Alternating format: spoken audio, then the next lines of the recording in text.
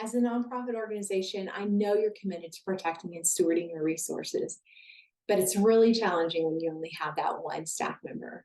Today wraps up a 5-part series that we've been doing to cover the 5 elements I recommend that you have in place to protect your nonprofit when you have a small staff.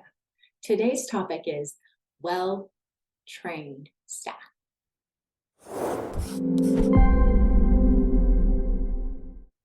Hi, I'm Teresa Clark, and I'm a CPA with over 25 years of experience serving 501c3 nonprofits. I've worked inside the organization as a CFO, and I've worked external as an independent auditor of nonprofits. And so my mission is to help nonprofit organizations answer the money questions so they can achieve their financial strength and accomplish their mission. You can think of me as a strategic partner to help you master the money. For more resources, you can visit my website at teresaclark.com. You've heard me say throughout these 5-part series that it all begins with documented policies and procedures.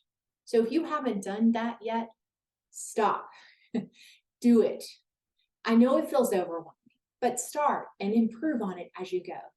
Look to your industry. I've found that many industries have resources you can use as a starting point. One of my favorite is the Evangelical Council for Financial Accountability, or ECFA. They have a financial policies and procedures handbook that is a very good starting point. So if you have a relationship with them, you can download that. I'm not sure if they give it out for free. You might want to check that out, but that's one for churches and ministries. And I bet your nonprofit industry may have something available to, or maybe you have a peer organization who would welcome sharing that with you. So how does having well-trained staff provide an internal control protection for nonprofits, small ones especially? Well, I'll give you a few reasons today. Number one, it prevents errors. Without proper training, untrained staff members are really likely to make unintended mistakes. They just do something because they weren't sure how to do it. So that's number one. Number two, it manages your risk. By training those that are working with the finances, whether they're the preparer, the reconciler, or the reviewer, you minimize the risk that your organization is going to have poor financials and maybe even situations that are susceptible to fraud. So it manages your risk. Number three, it creates a culture of transparency and accountability.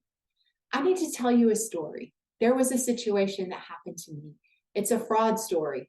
And I was completely blown away by when it happened because I had put in place the very best internal controls you could possibly design. And yet it still happened. And why? Well, one of the primary reasons was because over time, the staff members in our organization relaxed the expected policies and thought that they could just trust each other and save some time. So instead of counting deposits together, one person was allowed to take them on her own. They didn't make it to the bank. So here you go. Create a culture that we regularly train, we regularly review, we regularly inspect, we double check, we inspect what we expect, and we do all of this training because it refreshes the expectations and reminds everyone about why we have internal controls, that none of us are above it or beneath it.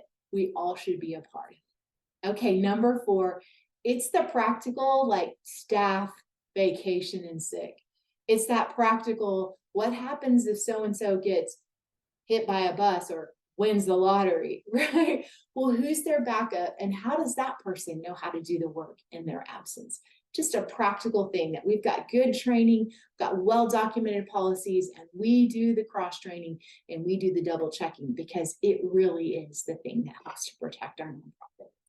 Well, I know that you're committed to protecting your nonprofit, and so I hope that this 5-part series has been really helpful to you to remove some of those mysteries, give you some actionable steps and to know where to start. And this is the final lesson, so if you've missed any of them, I want to encourage you to go back, but I hope that it's been helpful to you. And by all means, if there's anything I can do to help you on your unique and specific situation, you can go to my website, teresaclark.com, and in the right-hand corner, you can book a strategic consult with me where we can talk about your specific situations and kind of dive deeper into some of the ideas that I might be able to share with you to protect your nonprofit. Have a great day.